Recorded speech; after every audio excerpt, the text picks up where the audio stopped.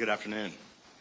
Joining me are Lieutenant Governor Boyd Rutherford, House Speaker Adrian Jones, Senate President Bill Ferguson, Maryland State Superintendent of Schools Karen Salmon, Deputy Health Secretary Fran Phillips, Major General Tim Gowan, who's the Adjutant General of the Maryland National Guard, Dr. Mohan Santha, the CEO of the University of Maryland Medical System, Kevin Sowers, the President of Johns Hopkins Medical Health System, as well as several members of our Maryland Coronavirus Response Team, Dr. William Chen from the University of Maryland, Baltimore, Dr. David Marcosi from the University of Maryland School of Medicine, and Steve Evans, the Executive Vice President of Medstar Health.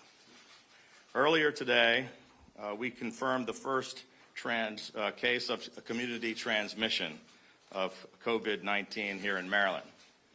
The individual is a Prince George's County resident who is currently hospitalized.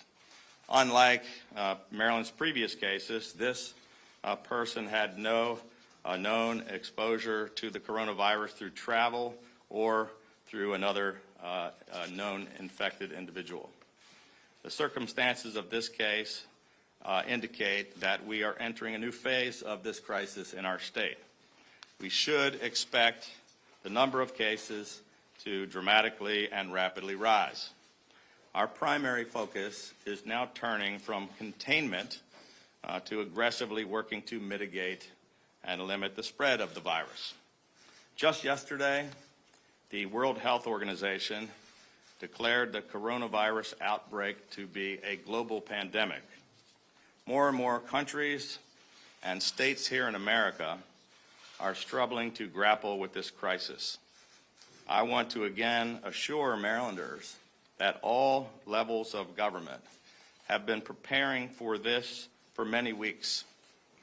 But we have moved into community transmission in our state, and we believe that all of us need to take serious actions to limit day-to-day interactions and activities. And we all need to do our part to stop this virus from spreading. This afternoon, I met with the leaders of the General Assembly, Speaker Jones and President Ferguson. And a few moments ago, we had another emergency meeting of my full cabinet. At the advice of our entire leadership team and our coronavirus response team, we have made the decisions to take the following major actions in order to protect public health and safety. Effective immediately, I just directed the Maryland Emergency Management Agency to move to its highest activation level in order to mobilize all available state resources to respond to this threat and fully coordinate response resources with county and local officials. I have just enacted an executive order to activate the National Guard and move the Guard to a higher state of readiness in order to carry out any necessary functions and critical areas of need in the coming weeks. Also effective immediately, all state government is raised to elevated level 2. Effective immediately, all non-essential state employees who are approved for telework will be required to telework. Until further notice, public access to state buildings, including the State House, will be restricted. I have enacted an executive order prohibiting any social, community, religious, recreational, or sports gatherings or events of more than 250 people in close proximity at all locations and venues across the state. All planned large gatherings and events must be canceled or postponed. All senior activity centers will be closed until Maryland is no longer operating under a state of emergency. All state and local government buildings and facilities with an expected occupancy or attendance of more than 250 people must communicate the recommendations of the Maryland Department of Health regarding social distancing and provide all occupants and attendees with the capability to wash their hands. I have signed an executive order to close the cruise ship terminal at the Port of Baltimore until further notice. No passenger or crew member will be allowed to disembark at any terminal at the Port of Baltimore from any passenger vessel that has made a call at a port outside of the United States. The only exceptions to this order are 2 ships, which are currently due to return to the port in the coming days, and which will have to follow all appropriate screening protocols. I have enacted an executive order allowing for the extension of all expiration dates for all licenses, permits, certifications, and other authorizations that are issued by any agency of the state of Maryland, including driver's licenses, vehicle registrations, professional licenses, and so forth, until the 30th day after the date that the state of emergency in Maryland ends.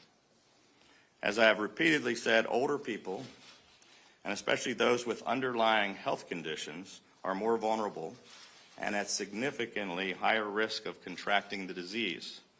We are directing all hospitals across the state to immediately adopt new visitor policies to limit the spread of COVID-19, including allowing only 1 adult visitor per patient, prohibiting visitors under the age of 18, screening visitors for flu-like symptoms, and prohibiting visitors with recent international travel. Effective today, all Maryland state prisons will suspend visits in order to protect employees, inmates, detainees, and their families, while our state continues to operate under the state of the emergency.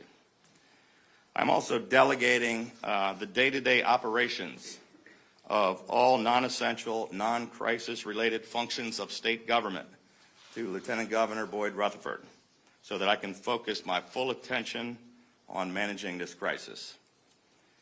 2 weeks ago today, at the Maryland Emergency Management Agency, I spoke about the fact that we could expect this virus to cause major disruption in our lives. And just 1 week ago today, I announced our first positive case. As I warned and have repeatedly stressed, this problem is going to continue to escalate and evolve rapidly and dramatically. For Marylanders, the actions that I have announced here today will be disruptive to your everyday lives, and they may sound extreme, and they may sound frightening, but they could be the difference in saving lives and helping keep people safe. They do not mean, however, that daily life as we know it should come to a halt. Those businesses that are essential to society and community, including grocery stores and gas stations and restaurants, should remain open.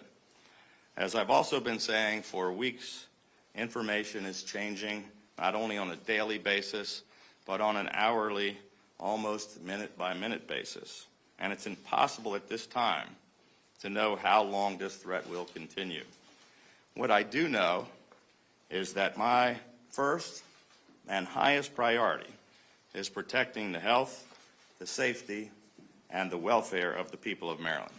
I also can tell you that we have the best team of people working around the clock to address this crisis. We will continue to keep you informed, and we will continue to do whatever is necessary to help keep people safe. And I just want to speak to the people of Maryland directly by saying that we are all in this together, and we cannot stop the spread of this virus without each and every one of you doing your part. But I also want all of you to know that we will get through this together, and that our state has already faced and overcome daunting challenges before, and we will do so again. At this time, I'm going to turn the podium over to Dr. Karen Salmon, who's the Superintendent of the Maryland State Department of Education, to make major announcements regarding the Maryland Public Schools.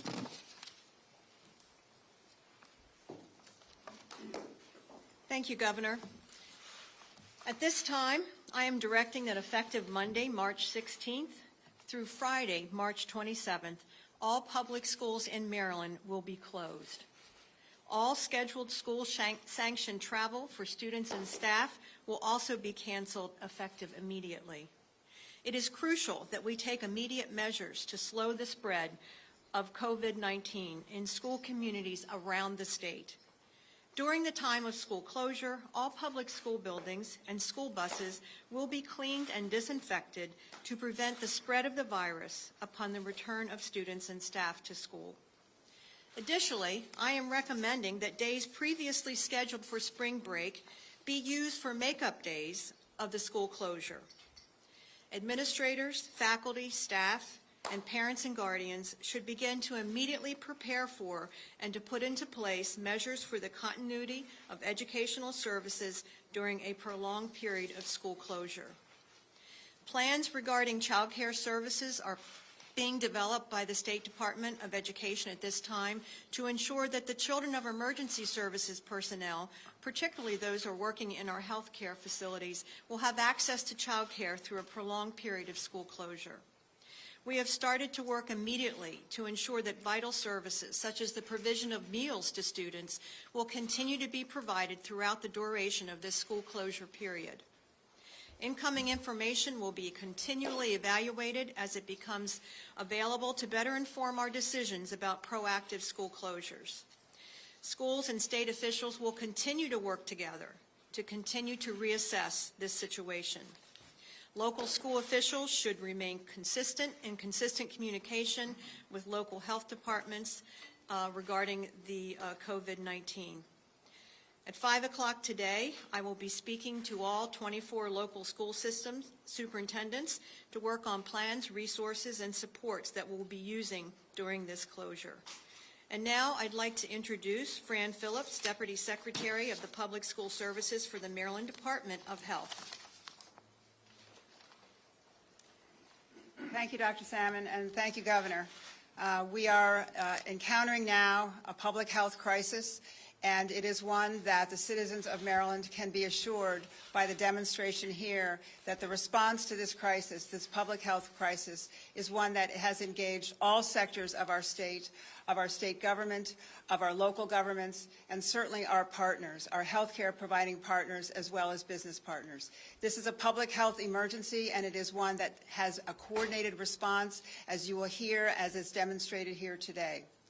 These are extraordinary measures that you have heard announced today, and this is an extraordinary time.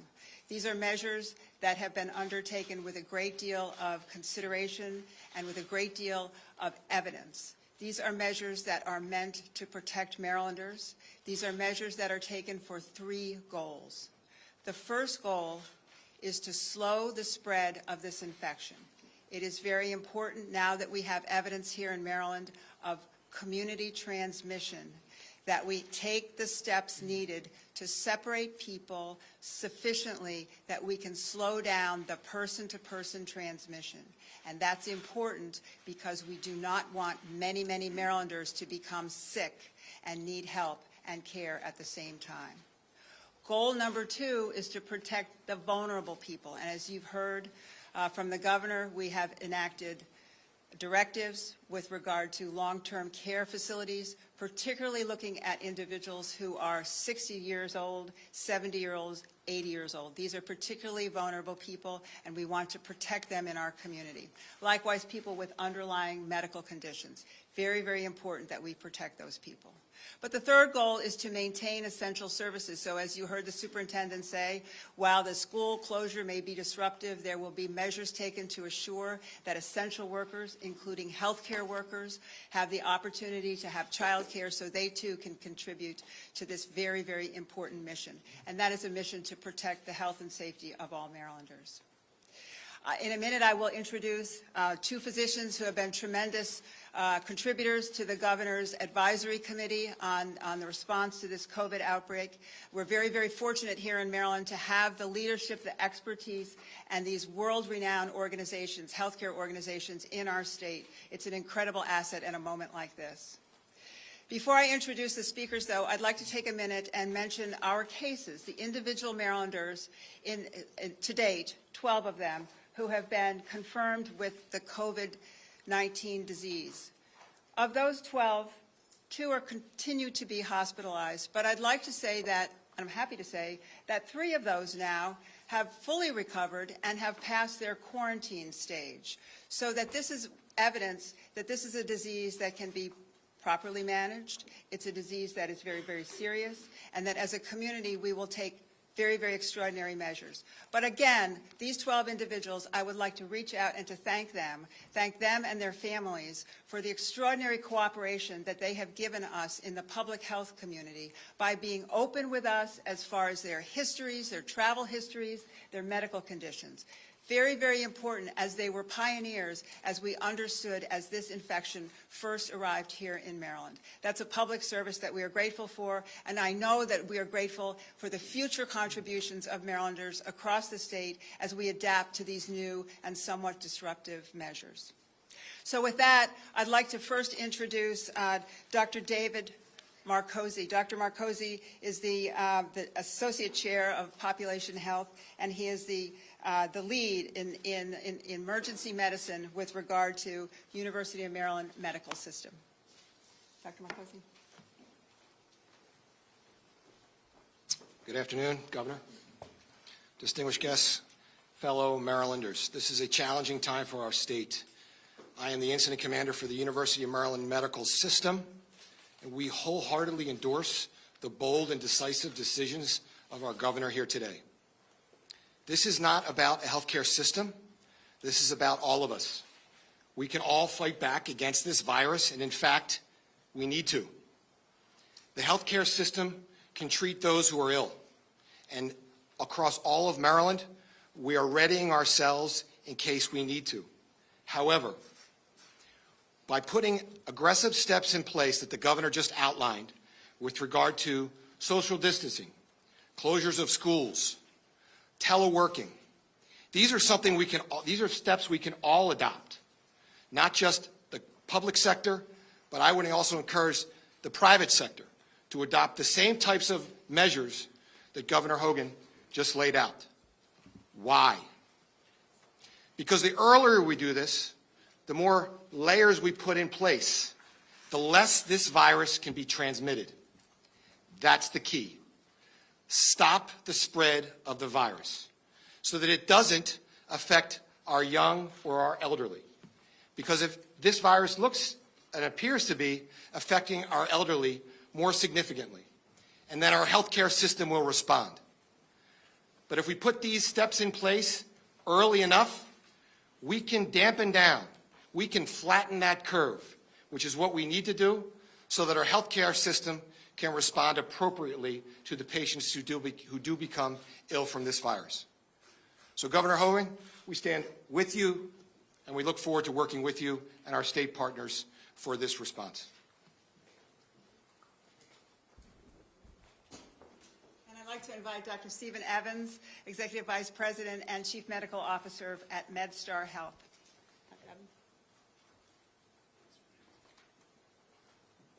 Good afternoon, ladies and gentlemen, Governor Hogan, distinguished guests. Governor, thank you for these bold moves. This is exactly what the residents of the state of Maryland need to protect themselves. I'd like to comment about two major initiatives that are ongoing in our hospitals and healthcare systems around the state of Maryland. First and foremost, we are working collaboratively and closely together to develop pathways that allows for the increasing number of Marylanders who are seeking care to make sure they don't have COVID-19. These pathways, these models and triages of care have been shared across the state that include any Marylander coming in to determine who should we test, who should go to an emergency room, what are the criteria for admission to a hospital in our state, thinking that we now have sets and standards that we could apply for any of those patients.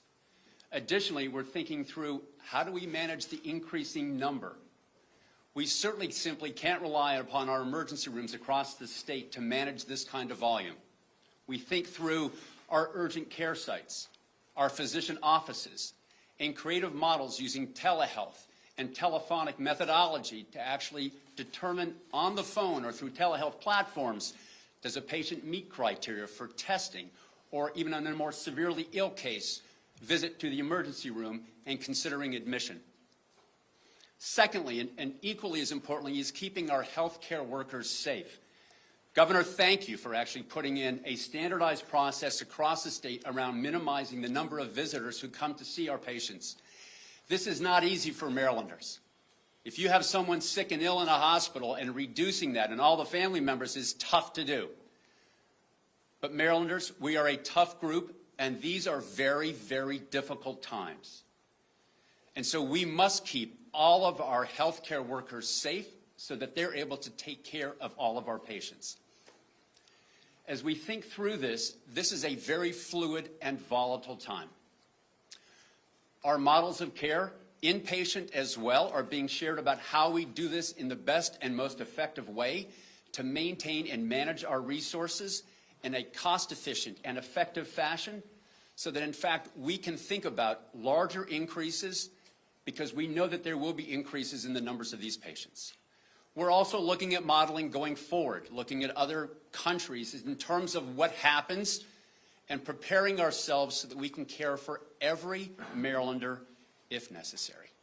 Again, Governor, thank you very much for your leadership in keeping all of our Marylanders safe and our healthcare workers safe.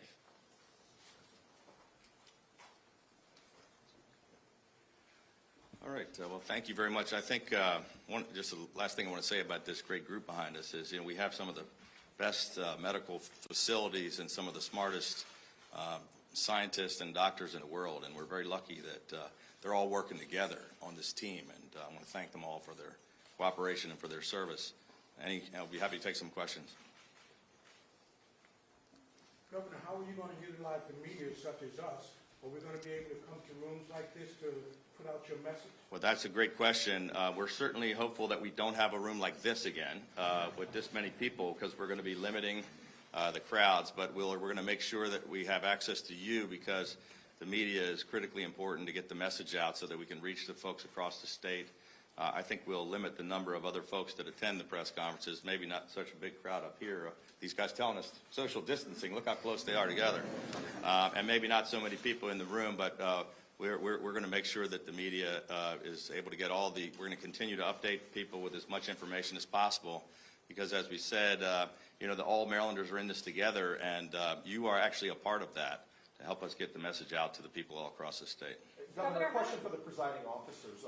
What effect do these executive orders have on the current operations of the General Assembly?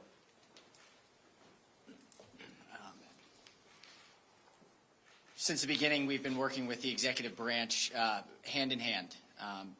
Immediately following this press briefing, the Speaker and I both will be meeting with our respective leadership teams, members of the majority party, the minority party, to ensure that the legislature can continue to uphold its constitutional duties, but doing it in a way that is safe and is protecting public health. We will have an update later this afternoon with steps that the General Assembly will be considering and putting in place in order to deal with this public health crisis. At this point, is it likely that the General Assembly may adjourn or recess earlier than the 90-day deadline?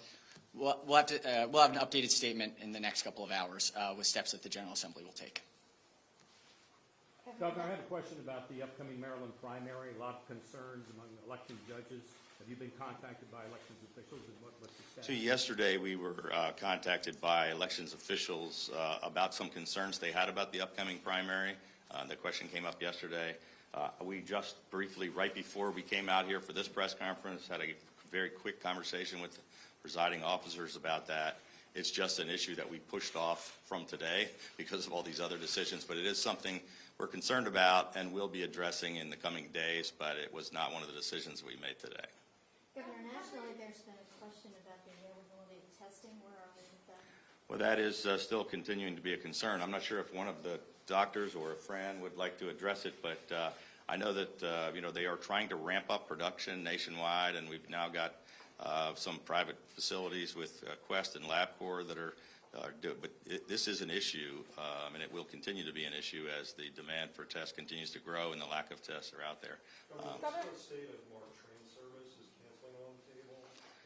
It's at this point in time, those decisions have not been made. We've announced all the steps that we are taking, but let's just say that all the transportation folks are doing the same kinds of planning that all the other groups are, and looking at every contingency and possibility. Governor, is there any sense of how many people have been tested at this point and what the results of those tests are? Are there any pending results?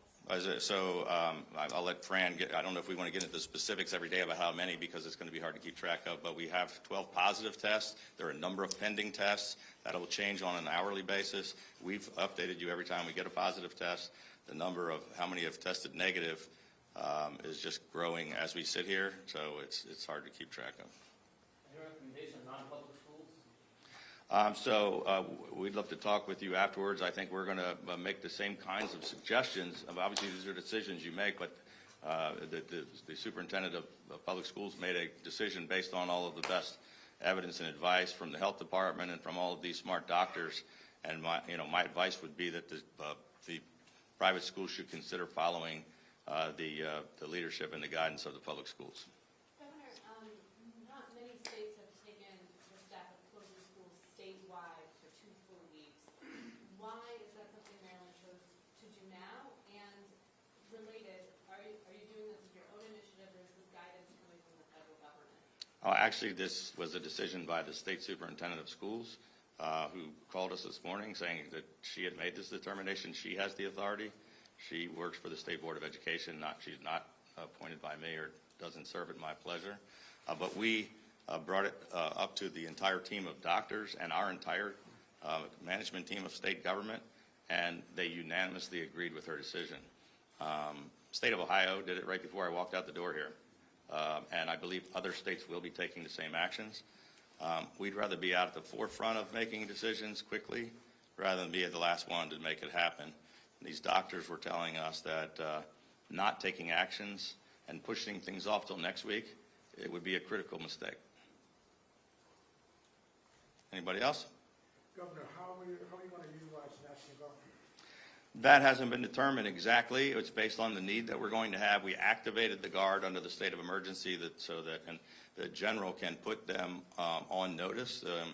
It takes they've got to have their bags packed. They've got to tell their jobs that they may be leaving town, and they're going to be ready based on what units we need, which ones are going to be called. We're not activating the entire National Guard, but they have multiple capabilities based on what our needs are and what parts of the state. They've got a medical capability. They've got, they're great at transport and whatever our needs are. If somebody says this county needs this through the Department, Maryland Emergency Management Agency, the general will say, call up the folks he needs for that particular mission. And they can, the readiness is within 12 hours, they'll be on the streets.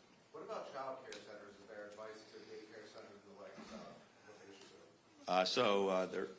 The executive order, I'm not sure, I think the executive order is about child care centers. There are some directives about they ought to be taking some of the similar steps that the schools are taking. Those are issues that we're dealing with. Obviously, that's going to cause a tremendous hardship. But senior activity centers are closing, and daycares probably are going to be an issue as well. Thank you. Thank you.